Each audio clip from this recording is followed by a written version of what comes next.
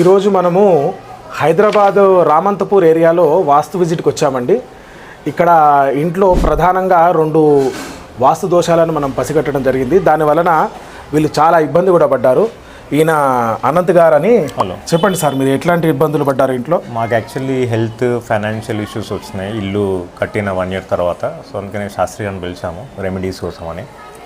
అయితే ఇక్కడ మనకి ప్రధానంగా అనంత్ గారు, మనకి ఇప్పుడు ఇంట్లో మనము చాలాసేపటి నుండి అన్నీ కూడా మనము చూడడం జరిగింది.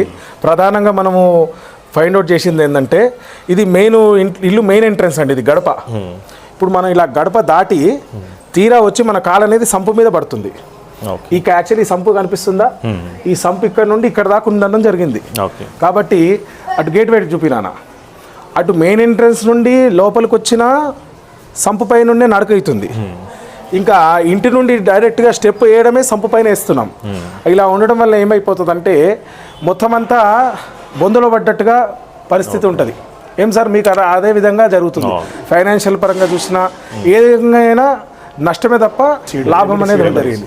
ఇల్లు కట్టుకునే ముందే మీరు కొంచెం సంప్రదించి కట్టుకుంటే ఇటువంటివి మిస్టేక్స్ కాకుండా, ఇంత లాస్ కాకుండా, సరే కర్మఫలాన్ని ఎవరైనా తప్పించలేం కాబట్టి, కాకపోతే ఏంటంటే ఎఫెక్ట్ని తగ్గించుకోవచ్చు మనం, దానివల్ల అయ్యే లాస్ని తగ్గించుకోవచ్చు. అర్థమైందా అండి? అది